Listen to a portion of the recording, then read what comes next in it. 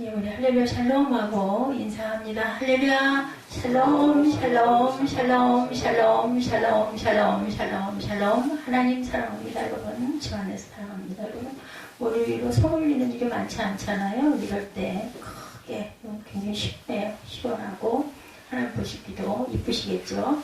예, 오늘 39절에서 43절 나를 기억하소서. 예. 주여 나를 기억하소서 이런 제목으로 함께 은혜를 나누도록 합니다. 제2차 세계대전 때 악명 높았던 에스코스타라는 지방, 여러분들 기억하십니까? 600만 유태인들을 끌어다 비참하게 집단 학살을 했던 가마솥이 있는 그런 곳입니다. 거기에서 살아남은 위젤이라는 사람은 선민, 하나님의 선택받은 민족으로 강한 자부심을 가졌던 자기 민족이 도살장으로 끌려가는 소보도 못한 대우를 받고 남녀노소 할 것 없이 연기로 화하는 것을 보고 그는 하나님은 죽었다. 만일 하나님이 살아있다면 나는 원고요. 그는 피고다. 라는 글을 썼습니다. 그는 자기 민족이 처한 비참한 현실을 통탄하면서 하나님이 살아있다면 어떻게 이럴 수가 있겠는가. 나는 억울해서 절대로 가만히 있을 수 없다는 원고에 신정이 되어 하나님을 고소했다고 합니다. 죽어가는 가운데 하나님 당신은 지금 어디 계십니까? 당신은 왜 우리에게 이런 일을 허용하셨는지요? 라는 말들을 무수히 되었을 것입니다. 그런데 연합군이 유태인들이 죽어갔던 수용소를 탈환해서 수용소의 벽을 검사하다가 벽에 외진 한 구석에 희미하게 쓰여진 찬송가의 가사를 보고 깜짝 놀라게 되었다고 합니다. 거기에는 어린 그리스도인의 신앙 고백으로 보여지는 찬송가 304장의 한 구절이 적혀 있었는데 그 크신 하나님의 사랑 말로 다 형용 못하네. 저 높고 높은 별을 넘어 이 낮고 낮은 땅 위에 죄 범한 영혼 구하려 그 아들 보내사 화목제로 삼으시고 죄 용서하셨네. 하나님의 크신 사랑은 측량도 못하며 영원히 변치 않은 사랑 성도여 찬양하세요. 여러분들 잘 아시는 찬송가죠.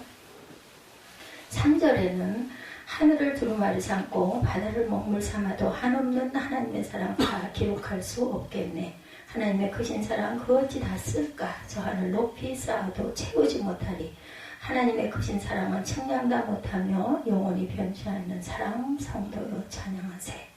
저주와 지옥의 현장에 하나님의 사랑에 대한 글귀를 발견한 그들은 그 벽의 아랫면을 발견하고 더욱 놀랐다고 합니다. 거기에는 하나님은 여기에 계십니다. God is here 이렇게 적혀 있더랍니다. 더 이상 견딜 수 없는 고통의 상태, 지옥의 절규 속에서 무엇보다 더욱더 두렵고 안타깝게 그들을 떨게 만들었던 독일의 잔인한 고문과 학살이 아니라 그러한 고통 가운데 하나님께서 그들과 함께 계시고 그들을 여전히 사랑하고 계시는 것에 대한 회의와 갈등과 아픔 대신에 이렇게 하나님은 여기 계십니다. 감사의 찬송이 적혀 있었다라는 겁니다. 여러분들 마음으로 공감하십니까? 오늘 오전 예배가 에레미야 에바 3장이었습니다. 그 예가를 저희들 함께 합독하면서 하나님의 마음은 우리를 죽이심이 아니라 하나님의 은혜, 하나님의 계획하심을 우리를 회복시키시기 위함이라는 말씀을 우리는 공감했고 눈물 짓고 그리고 감사했습니다.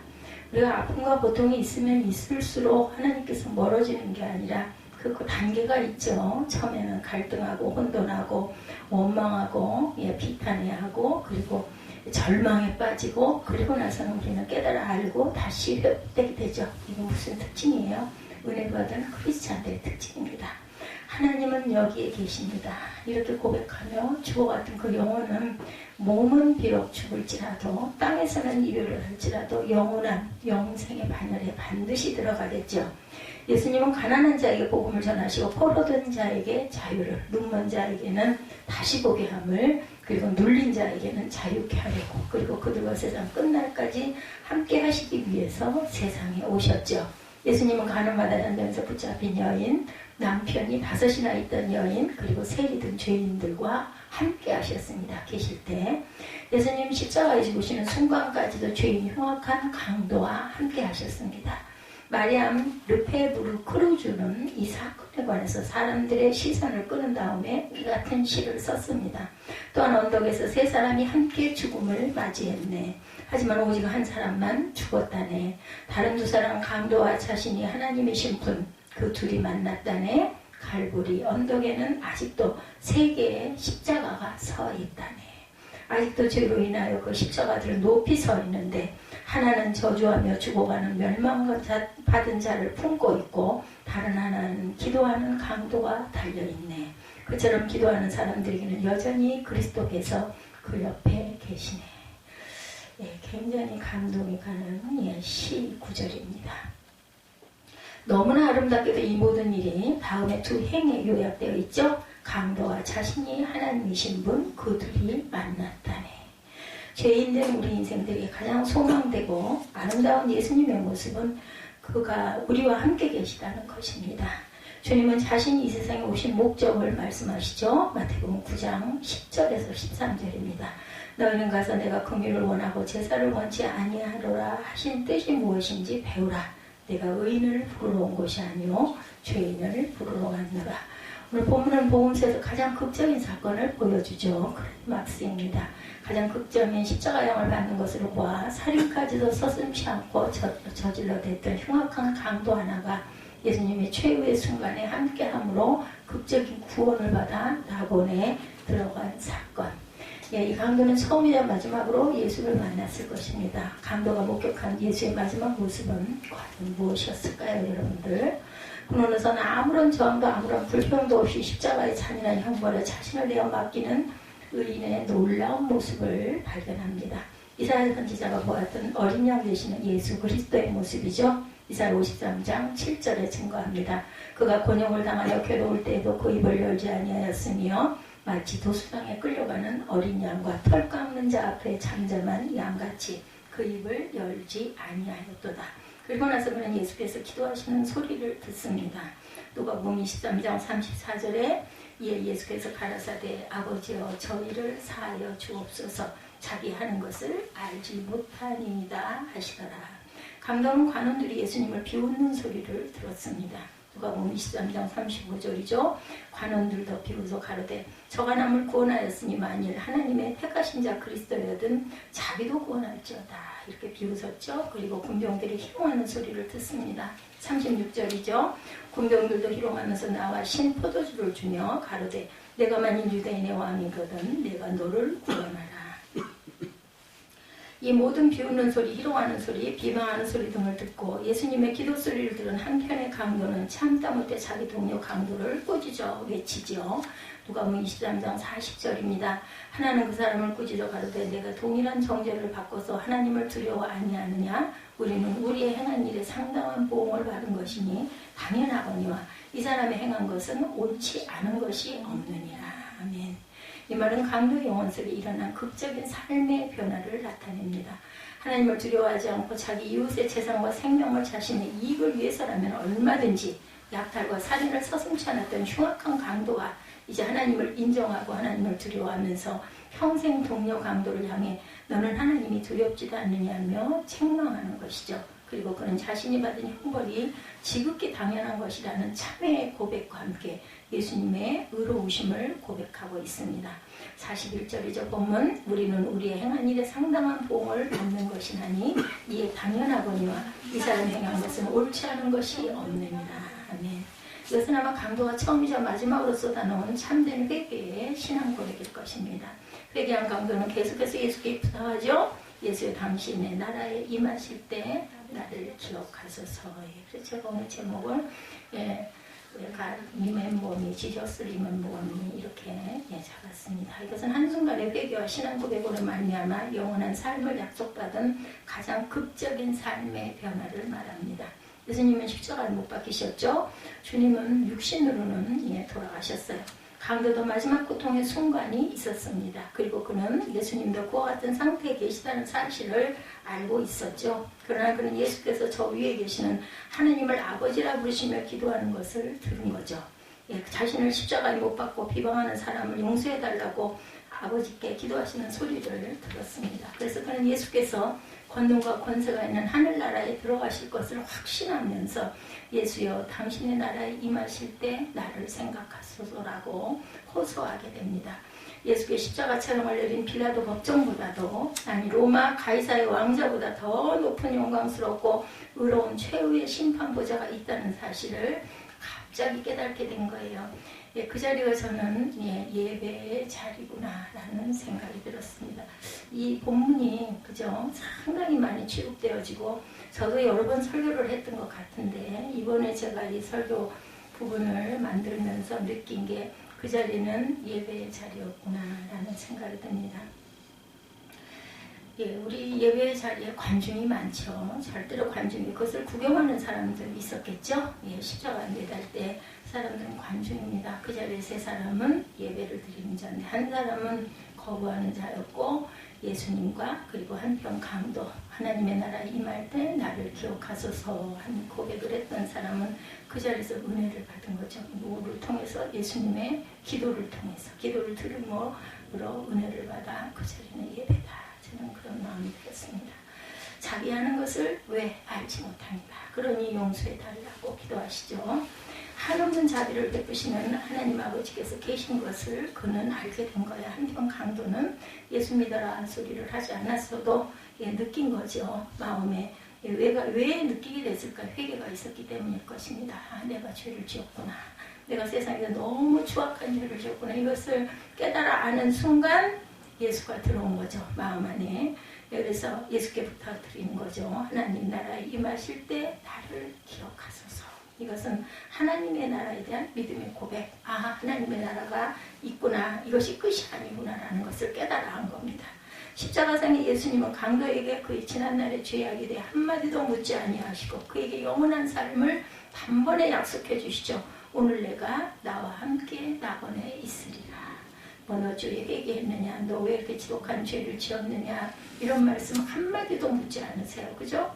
도마가 나는 그 창자국과 손자국의 못자국을 내가 확인하기 전에는 나는 못 믿어 했을 때도 오셔가지고 손을 내밀어 보이시고 옆구리를 보여주시죠. 여기다 손을 넣어봐라. 절대로 묻지 않습니다. 너 그럴 수가 있니? 어떻게 네가 나를 못 믿니? 봐야 믿니? 뭐 이런 말씀 안 하셨습니다. 오늘도 내가 나와 함께 낙원에 있으리라. 단번에 용서해 주시죠. 오늘 본문의 강도는 한순간에 배교와 신앙 고백으로 쉽게 낙원에 들어갔어요. 그 강도는 오직 죽는 순간 예수여 당신의 나라에 임하실 때 나를 생각하소서라고 얘기하며 예수 믿은 것 밖에는 없어요. 순간 믿은 거죠. 예, 또한 본문의 이야기는 언제라도 무슨 죄라도 남김없이 용서받을 수 있음을 가장 극적으로 가장 짧게 그죠? 가장 순간으로 보여줍니다. 덴마크의 철학자 키르케고르 그는 그의 아버지는 하나님이 어디 계시냐며 신을 저주하고 일생을 살았는데 그의 하녀에게서 낳은 아이가 바로 키르케고르였습니다. 사생아죠. 그 후로 아버지를 포함해서 대부분의 가족들은 33세를 넘기지 못했다고 합니다. 그래서 키르케고르는 어려서부터 이렇게 일찍 죽는 것을 하나님께서 자기 가문에 내린 형벌의 징조다 이렇게 받아들였다고 해요. 그래서 키르케고르의 사상에는 항상 죄의식이 심어져 있습니다. 이 무거운 짐을 등에 짊어진 그의 죄의식은 사랑하는 약혼녀 레기네 오르센에게 약혼 파기를 선언할 정도로 무서운 것이었다고 합니다. 키르케고르는 약혼녀와 자신과 결혼하게 되므로 자신의 가문처럼 일찍 죽을 수도 있다는 두려움에서 약혼을 포기합니다. 키르케고르는 너무 깊은 죄의식에 빠져 있었고 그것은 그 삶의 포기인 절망이었고 그 절망을 그는 죽음에 이르는 병이다 이렇게 명명했어요. 이 키르케고르가 죄를 짓는 것이 죄가 아니라 자기 죄를 회개하지 못하는 것이 죄다라고 갈파한 바가 있습니다. 여러분들 혹시 마음에 하나님과의 약속을 내가 일부러 할 수 있는데 지킬 수 있는데 지키지 않은 게 있으셨다면 회개하시고 이 순간 결단하시기 바랍니다. 하나님께서는 우리에게 기회를 주세요. 언제까지? 내가 생명이 다하는 순간까지. 저도 그렇게 생각을 하고 있습니다. 그래서 제 사명을 아직 다 완수하지 못해서 땅에다 저를 이 상황 가운데도 살려놓으셨다 이렇게 생각을 합니다. 그리고 매일매일 깨닫고 가고 매일매일 하나님께 조금씩 가까이 갑니다. 세상 어느 학문도 철학도 종교도 이 죄의식을 씻어버릴 수는 없지만 하나님 앞에서 완전히 씻음받고 오히려 기쁨과 감사로 변화받을 수가 있습니다. 제가 우리가 일부 예배 때 아주 울음바다 속에서 예배를 드렸어요. 하나님께서는 우리에게 기가 막힌 감동을 주시고 약속을 주시고 나시면 반드시 그 다음에는 엄청난 연단이 온다라는 것을 우리 에스더 전도사가 깨닫고 무슨 좋은 마음에 감동을 주시면은 오히려 두려움이 앞선다 이런 이야기를 해가지고 그럴지라도 우리는 그 순간 감사하십시다. 그렇지 않으면은 그 순간의 기쁨마저도 우리가 누릴 수 없습니다. 내일 일은 내일 염려해야 되겠죠? 이런 이야기를 하면서 엄청 공감을 많이 했습니다. 하나님께서는 죽을 수밖에 없는 죄인을 죽기까지 사랑하셨어요. 그리고 다 용서해 주시고 이 기쁜 진리를 깨닫고 체험한 자마다 삶이 완전히 변해서 기쁨과 감사의 생활을 할 수 있게 하신 것. 예수 이름만 이 죄의식에서 해방시킬 수 있는 유일한 열쇠죠. 천국 열쇠. 예, 아까 우리 기도자가 천국 열쇠 이야기를 했어요. 그죠? 예, 복음입니다. 바로 그것이. 저는 세상에 땅에 떨어지고 나서 가장 잘한 것은 5살 때 내 기억의 초기에 저희 외할머니 치마를 붙들고 교회라는 곳을 나갔던 것. 그 순간 저는 모르죠. 왜 갔는지. 사탕 준다니까 따라갔을 수도 있고. 그 순간 그랬어도 그냥 그렇게 다니고 맛있는 거 주니까 가지 하고 말았더라면 제가 아마 종이 못했을 거예요. 근데 왠지 모르게 너무나 좋아서 교회만 가면은 아주 너무 좋아가지고 혼자서 교회를 이사도 참 많이도 다녔습니다. 제가 전라도 광주지방에서 어린 시절을 보냈는데 지금 생각을 해도 엄청 이사를 많이 다녔어요. 그럼 이사를 가자마자 제일 먼저 간 곳은 교회를 찾아가는 일이었어요. 4, 5살, 5, 6살 이때 혼자서 이렇게 교회를 열심히 쫓아가고 새벽에도 쫓아가서 앉아있고 교회만 가면 너무 좋았던 기억이 납니다. 그건 제가 원한 것이 아니라 하나님께서 저를 보셨구나. 그래서 정말 세상 살아가면서 별 일들을 다 겪고 왔지만 끝까지 포기하시지 않은 하나님의 은혜 때문에 제가 이 자리에 설 수 있게 되고 건강이 이렇게 나쁨에도 불구하고 마음의 기쁨을 갖고 살아갈 수 있도록 저를 지켜주시는 하나님이 너무 감사합니다. 우리 마음으로 되는 것은 아닌 것 같아요. 좋아지는 마음은 글쎄요, 내가 뭔가를 좋아할 수 있죠. 근데 이 마음이 항상 좋은 마음이 어려서는 아무 의식도 없는 상황에도 그렇게 좋아했던 것은 하나님의 은혜, 일방적인 은혜가 아니었을까. 그걸 제일 잘한 것 같고, 두 번째는 제가 아이들 출생을 많이 한 것이 하나님께 은혜를 갚은 길이었나 하는 생각을 합니다. 그리스도는 죽음과 죄의식과 죽음에 이르는 병을 치료해 주시고 우리의 죄에서 해방시켜 주실 수 있는 유일한 분이시죠. 그 열쇠를 여러분들 아시잖아요. 여러분들 다 성인들이시기 때문에 아시니까 뭐든지 우리는 잘하기를 원하죠. 성공하기를 원하시죠. 성공하시려면 믿으시기 바랍니다. 믿으시면 성공하십니다. 땅에서도 성공하고 천국에도 1등으로 들어가셔야죠. 호랑지에 매달려서 달랑달랑 그죠? 부끄러운 그런 구원을 받으시면 안 되겠죠? 어차피 믿을 거 빨리 잘 믿으시기 바랍니다. 욕심을 내시기 바랍니다. 천국은 친노하는 자의 것이라고 그러죠. 예수를 믿으면 참 놀라운 변화가 일어납니다. 그분을 받아들일 때 무서운 죄의식과 추악한 죄에서 해방을 받을 수가 있어요. 저는 이렇게 몸이 불편함에도 불구하고 얼마나 기쁘고 감사한지 몰라요. 그리고 어떻게 이렇게 하루가 그렇게 달콤한지 몰라요. 스위트합니다. 한마디로 얘기해서. 물론 순간순간 여러 가지 상황 때문에 힘들고 고통스럽고 얼굴이 찡그려질 때도 많지만 그럴 때는 저는 어떤 감동을 받고 막 열심히 웁니다. 그러고 나면은 마음에 너무 후련한 평강이 찾아오고 하나님의 사랑이 느껴져서 기뻐합니다. 그리고 하루가 얼마나 아까운지 몰라요. 하루 그 시간들이 정말 아깝습니다. 제가 젊어서 이런 감동 속에 있었더라면 좀 더 인생을 열매를 잘 맺고 보람있게 살았을 것인데 예수를 믿는다 하면서도 엄청난 방황을 많이 했죠. 왜냐하면 삶 속에서 생활 속에서 만족하지 못한 공고함이 많았기 때문에 그걸 넘어서지를 못해가지고 지금 생각하면 참 어리석은데 잘 견뎠어야 하는데 못 견디다 보니까 방황을 많이 했습니다. 그런데도 끝까지 지켜주신 하나님이 내가 이 아픈 고통, 육신의 고통을 통해서 하나님께서는 나와 더 함께 가까이 계셔주셔서 그런 얘기 있죠. 다 좋을 수는 없다고. 육신의 불편한 만큼 하나님이 제게 더 가까이 항상 깨닫게 하시고 알게 하셔서 얼마나 감사하고 하루가 얼마나 안타까운지 몰라요. 하루하루 가는 게 무슨 1년이 왜 이렇게 빨리 갔는지 코로나 바이러스로 인해서 불편함이 굉장히 많았음에도 불구하고 어느새 벌써 11월 말도 안 돼. 이런 생각 2020년 정말 눈 깜빡할 사이에 21년은 더 깜빡할 살이 가지 않을까요? 나이와 비례한다고 그러죠. 그의 피가 우리를 깨끗하게 해주셨어요. 그죠? 죄에서 해방시켜 주셨습니다. 굳이 십자가상의 강도들처럼 흉악한 범죄를 저지르지는 않았다 하더라도 우리들의 일생은 크고 작은 죄악으로 가득합니다. 사람마다 조금씩 다르고 강도도 다르고 진하기도 다르지만 다 죄가 없는 자는 하나도 없죠. 의롭다 칭함 받았을 뿐이지 다 의로운 자는 누구도 없습니다. 인생은. 더구나 아담의 후손인 우리들의 몸속에는 원죄의 피가 흐르고 있습니다. 성경은 우리 인생의 모습을 적나라하게 말씀하죠. 로마서 3장 9절입니다. 그러면 어떠하뇨? 우리는 나으뇨? 결코 아니라 유대인이나 헬라인이나 다 죄 아래 있다고 우리가 이미 선언하였느니라. 기록한 바 의인은 없나니 하나도 없으며 깨달은 자도 없고 하나님을 찾는 자도 없고 다 지우쳐 한 가지로 무익하게 되고 선을 행하는 자는 없나니 하나도 없도다. 저희 목구멍은 열린 무덤이요 그 혀로는 속임을 베풀며 그 입술에는 독사의 독이 가득하고 그 입에는 저주와 악독이 가득하고 그 발은 피 흘리는 데 빠른지라. 탐욕과 고생이 그 길에 있어 평강의 길을 알지 못하였고 저희 눈앞에 하나님을 두려워함이 없느니라 함과 같으니라. 18절까지 이렇게 말씀하고 있습니다. 그러나 하나님의 영광, 하나님의 나라에 이르는 길이 있죠. 바로 예수 믿고 회개해서 의롭다 하시는 얻은 자를 하심을 얻은 자가 되는 것입니다. 로마서 3장 9절부터 18절까지의 말씀이었습니다. 기록해 놓으셨다가 나중에 묵상하시기 바랍니다.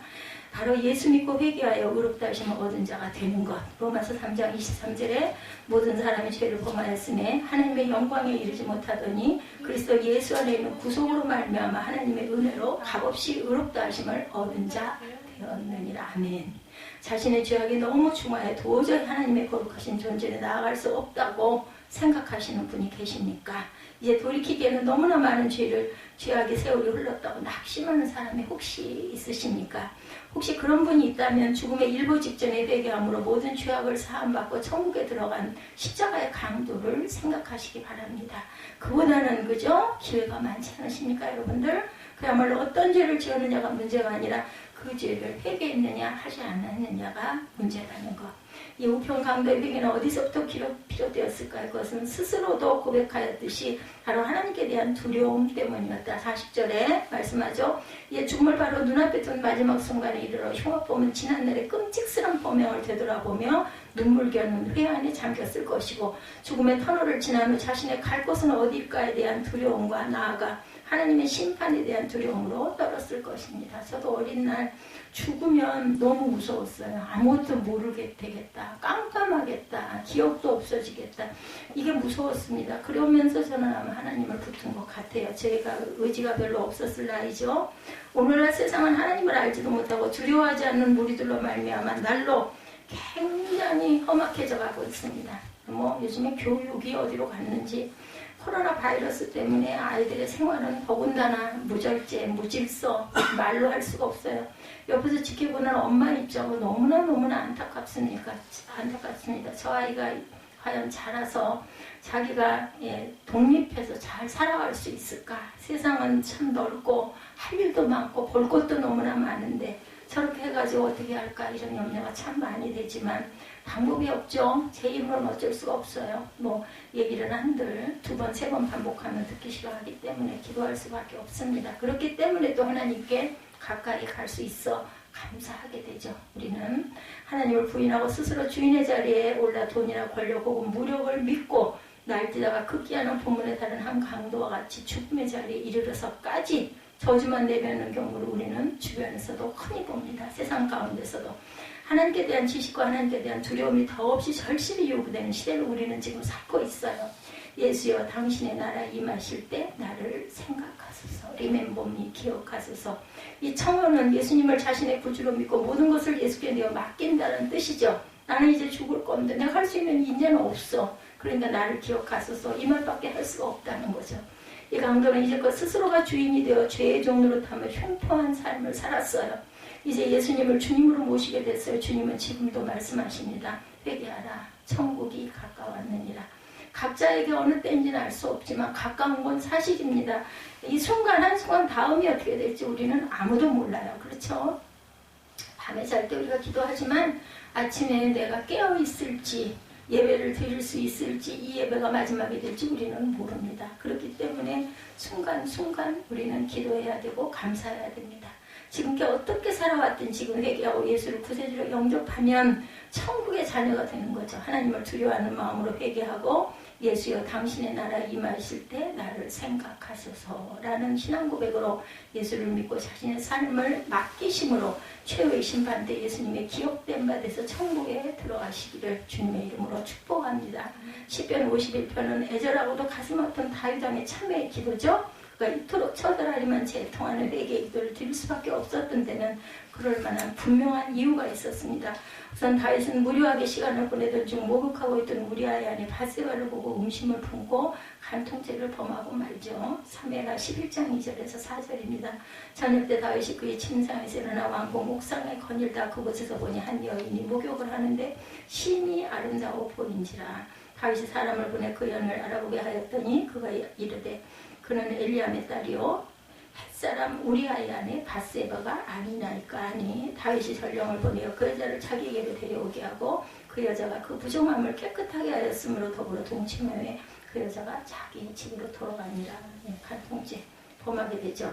간음죄입니다. 뿐만 아니라 다윗은 밧세바가 자신으로 말미암아 잉태했다는 소식을 들은 다음에 잉태가 그녀의 남편 우리아에 의한 것인 것처럼 조작할 목적으로 전선에 있던 그를 소환해서 그로 하여금 밧세바와 동침케 하려고 아주 애를 씁니다. 집에 가서 자거라. 안 자죠? 내가 이렇게 다들 전쟁에서 고생하는데 어떻게 집에 가서 아내가 편히 자겠나이까 하고 못 가죠? 그러자 전쟁에 내보내죠. 맨 앞에 선봉장으로 내보내고 아무도 그를 돕게 하지를 못합니다. 근데 밀지를 써서 보내요. 사무엘하 11장 14절에서 17절에 보면 아침에 되면 다윗이 편지를 써 우리아의 손에 들려 요압에게 보냅니다. 그 편지에 써서 이르기를 너희가 우리아를 맹렬한 싸움에 앞세워두고 너희는 뒤로 물러가서 그로 맞아 죽게 하라 하였더라. 요압이 그 성을 살펴 용사들이 있는 것을 아는 그곳에 우리아를 두니 그 성 사람들이 나와 요압과 더불어 싸울 때 다윗의 부하 중 몇 사람이 엎드러지고 햇사람 우리아도 죽으니라. 이렇게 계략을 꾸며서 죽였어요.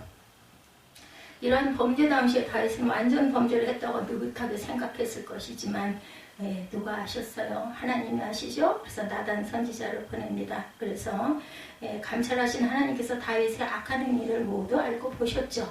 다윗은 훗날 시편 139편에 고백합니다. 139편 2절에서 4절에 주께서 내가 앉고 일어섬을 아시고 멀리서 나의 생각을 밝히 아시오며 나의 모든 길과 내가 눕는 것을 살펴보셨으므로 나의 모든 행위를 익히 아시오니 여호와여 내 혀의 말을 알지 못하시는 것이 하나도 없으시니이다. 귀를 지으신 자가 듣지 아니하시리라 눈을 만드신 자가 보지 아니하시리라 말씀합니다. 하나님께서 선지자 나단을 다윗에게 보내어 그로 하여금 자신의 죄악을 깨닫게 하시죠. 사무엘하 12장 1절에서 13절에 야훼께서 나단을 다윗에게 보내시니 그가 다윗에게 가서 그에게 이르되 한 성읍에 두 사람이 있는데 한 사람은 부하고 한 사람은 가난하니 그 부한 사람은 양과 소가 힘이 많으나 가난한 사람은 아무것도 없고 자기가 사서 기르는 작은 암양 새끼 한 마리뿐이라. 그 암양 새끼는 그와 그의 자식과 함께 자라며 그가 먹는 것을 먹으며 그의 잔으로 마시며 그의 품에 누우며 그에게 딸처럼 되었거늘 어떤 행인이 그 부자에게 오매 부자가 자기에게 온 행인을 위하여 자기의 양과 소를 아껴 잡지 아니하고 가난한 사람이 양 새끼를 빼앗아다 자기에게 온 사람을 위하여 잡았나이다 하니 다윗이 그 사람으로 말미암아 노하여 나단에게 이르되 야훼 살아계심을 두고 맹세하노니 이 일을 행한 그 사람은 마땅히 죽을지라. 이렇게 얘기하죠. 나단이 바로 당신이다 이렇게 얘기합니다. 다윗에게 말하되 야훼께서 당신의 죄를 사하셨나니 당신이 죽지 아니하려니와 회개하는 것을 보고 나단이 이렇게 얘기하죠. 아주 다윗은 죄를 짓고 나면은 그것을 지적을 받으면 단번에 무릎을 꿇고 회개를 하는 아주 그러한 특징을 갖고 있었기 때문에 하나님께서 내 마음이 합한 자라는 칭찬을 합니다. 죄가 없어서가 아니라 자기의 잘못을 깨닫고 바로 그죠 무릎 꿇고 회개하기 때문에 나단 선지자를 통해서 지은 죄를 깨닫고 시편 139편과 같은 참회의 기도를 하나님께 올린 거죠. 다윗은 하나님께 자신의 죄를 진정으로 회개치 않을 경우 하나님으로부터 죽음의 징벌을 받을 수밖에 없음을 알았기 때문입니다. 그래서 시편 139편에 나의 죄라는 표현은 무려 9번이나 반복합니다. 이는 죄에 대하여 책임을 지는 태도를 보여주죠. 자기가 지은 죄에 대하여 다른 사람이나 주위 환경의 책임을 전가하지 않고 전적으로 죄의 책임을 자신이 진다는 올바른 태도. 그 여인이 나를 유혹하였기 때문에 내가 그러하였나이다. 이런 이야기는 절대 하지 않습니다. 아담과 하와는 그러죠. 그 여인이 내게 먹게 했으므로 내가 먹었습니다. 자기 아내를. 왕이면 누구나 하는 일인데 무슨 소리냐 이런 소리 하지 않았어요. 옥상에서 벌거벗고 목욕한다는 것은 보통의 가정부인으로 있을 수 없는 유혹의 행위였죠. 다윗이 죄에 대한 책임감을 이처럼 강하게 가질 수 있었던 것은 이 문제를 하나님께 연결시켰기 때문이라는 것. 시편 51편 4절이죠. 내가 주께만 범죄하여 주의 목전에 악을 행하였사오니 직접적으로 그의 신하 우리아와 바세바에 대한 죄였지만 근본적으로 그것은 하나님께 대한 죄임을 말합니다. 이렇게 죄를 참여한 다윗이 하나님으로부터 사죄의 은총을 받을 수 있었던 것은 그의 회개가 진실했기 때문이에요. 입술로만 내가 잘못했어 이게 아니라 사람과 사람 사이에서도 우리들 느끼시죠? 여러분들 미안해 잘못했어 사과할게 이랬을 때 그냥 입술로 하는 건지 정말로 미안해 하는 건지는 말하는 걸 들어도 느낍니다. 우리는 감성을 갖고 있기 때문에 이런 점에서 다윗의 참여는 하나님의 마음을 움직이기에 충분했던 거죠. 문제는 마음의 진실성에 있는 거죠. 하나님께서 듣지 못하시는 음성을 티끌만큼도 없다는 것. 상하고 통해하는 마음, 진실한 마음으로 회개할 때 하나님께서 그 회개를 멸시치 아니하시고 깨끗하게 용서해 주십니다. 혹시 여러분의 이제 한 달 남았어요. 그죠? 2020년이. 그리고 11월 마지막 주일입니다. 혹시 여러분 마음에 거리낌이 혹여라도 있거든 안 늦었어요. 지금이라도 회개하시고 행하시기 바랍니다. 시편 51편 17절이죠. 하나님께서 구하시는 제사는 상한 심령이라 하나님이여 상하고 통해하는 마음을 주께서 멸시하지 아니하시리다. 마지막으로 회개한 감격에 예수께서 오늘 내가 나와 함께 나고는 있으리라는 말씀으로 그리스도와 함께 하나님 나라에 이르게 될 것이라고 말씀하죠. 노벨 평화상을 수상한 유대인 작가 엘리 위젤의 자서전 밤은 대표적인 아우슈비츠 문학으로 손꼽히는 논픽션, 유대인 학살의 진실을 고발하는 실화입니다. 그는 어린 시절을 헝가리의 작은 소읍 시게트라는 곳에서 신앙심 깊은 부모의 사랑을 받는 외아들, 셋째로 두 누나와 동생과 함께 유년 시절을 15살까지 보냈어요. 그는 15살 되던 1944년 부모와 누나, 여동생들과 함께 아우슈비츠로 끌려갑니다. 위젤은 수용소에 도착한 지 얼마 안 돼요. 자기 금리를 노리는 감방 책임자에게 시달립니다. 위젤이 선뜻 금리를 내놓지 않자 늙은 위젤의 아버지를 때리고 모욕을 하고 괴롭힙니다.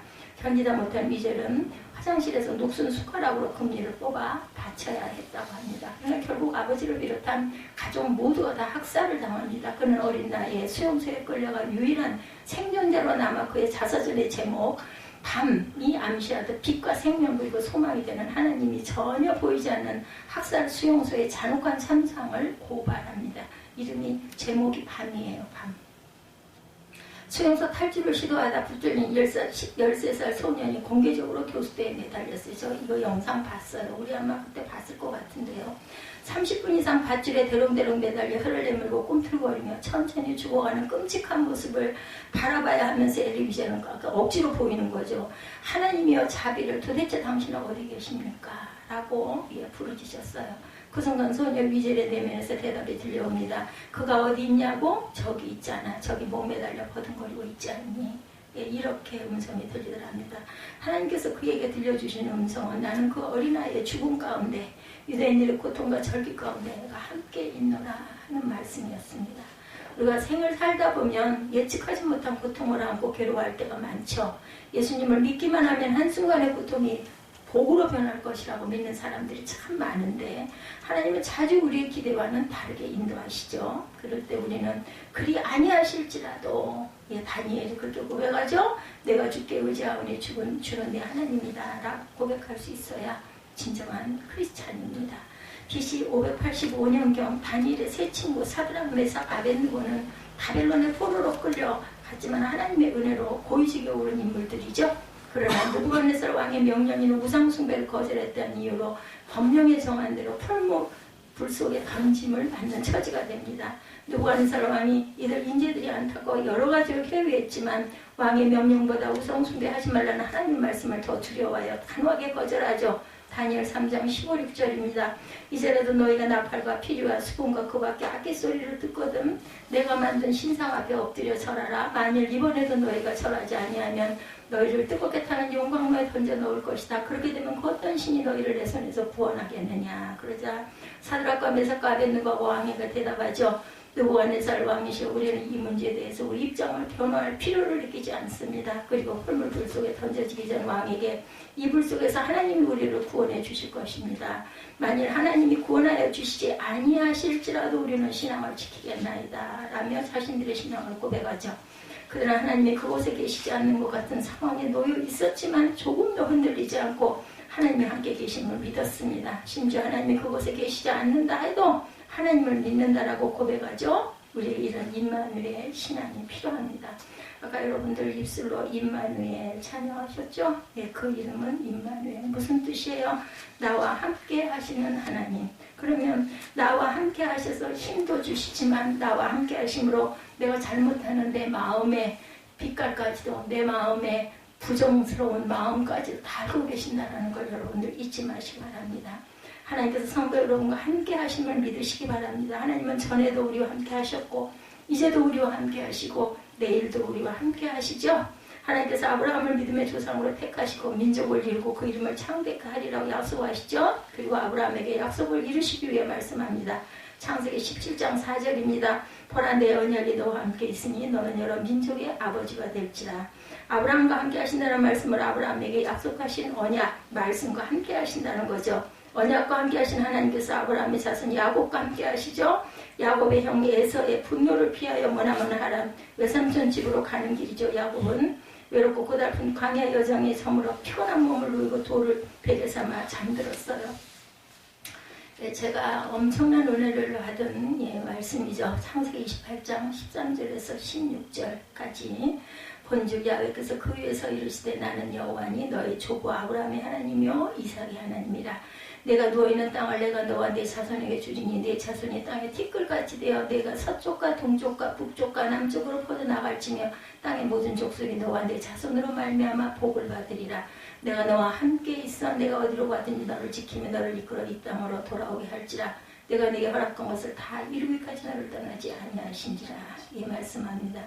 그래서 야곱이 잠이 깨어서 소리치죠. 28장 16절입니다. 이 말씀에서는 큰 은혜를 받았어요. 야훼께서 과연 여기 계시오늘 내가 알지 못하였도다. 여러분들 하나님께서 지금 이 자리에 계십니다. 여러분의 마음속에 계셔요. 마음에 찾아와서 바라보고 계십니다.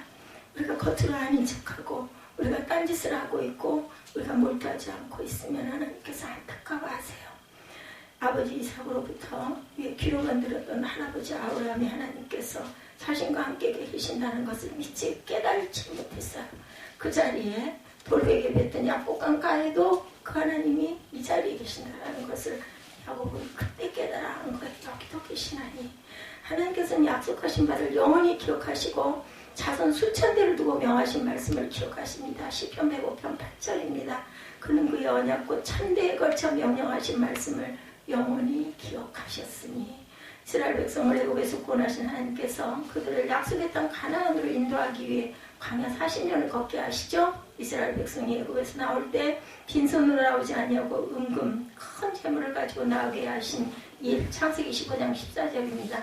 병든 자나 약한 자가 하나도 없도록 하신 일, 낮에는 구름 기둥으로 밤에는 불 기둥으로 인도하신 일, 날마다 하늘에서 만나를 내려 먹이신 일, 반석에서 물을 솟아나게 하셔서 마른 땅에 강같이 흘러내리게 하신 일, 40년 동안 광야를 지낼 동안 옷이 낡아지지 아니하고 신발이 헤어지지 아니하며 발이 부르틀지 않게 하신 일, 신명기 19장 5절입니다. 이 모든 일들이 하나님께서 아브라함에게 약속하신 바를 기억하셔서 다시 말해 그 언약과 함께 하셔서 언약하신 바를 이루어 주신 것들이라는 거죠. 시편 105편 37절에서 42절 우리 함께 합독하시고 결단하시는 저와 여러분들 되시기 바랍니다. 시편 105편 37편에서 37절에서 42절 함께 합독합니다. 시편 105편 37절에서 42절입니다. 마침내 그들을 인도하여 은금을 가지고 나오게 하시니 그의 지파 중에 비틀거리는 자가 하나도 없었도다. 그들이 떠날 때 애굽이 기뻐하였으니 그들이 그들을 두려워함이로다. 야훼께서 낮에는 구름을 펴사 덮개를 삼으시고 밤에는 불로 밝히시며 그들이 구한즉 메추라기를 가져오시고 또 하늘의 양식으로 그들을 만족하게 하셨도다. 반석을 여신즉 물이 흘러나와 마른 땅에 강같게 흘렀으니 이는 그의 거룩한 말씀과 그의 종 아브라함을 기억하셨음이로다. 아멘. 아브라함을 기억하시고 아브라함에게 약속하신 언약을 기억하고 계신 하나님께서 믿음으로 아브라함의 자손된 성도 여러분에게 항상 함께 하심을, 임마누엘 하심을 믿으시기 바랍니다. 우리의 삶이 어떠하든 어떤 곳에 있든 하나님께서 함께 계심으로 믿으시고 언약의 말씀 가운데 여러분의 큰 평강의 축복을 얻으시는 저와 여러분이 되시기를 주님의 이름으로 축복합니다. 이 순간에도 하나님께서는 저와 여러분 가운데, 저와 여러분 내부에 아니면은 영으로 우리를 바라보고 계신다는 것을 잊지 아니하시는 저와 여러분이 되시기를 주님의 이름으로 축복합니다. 우리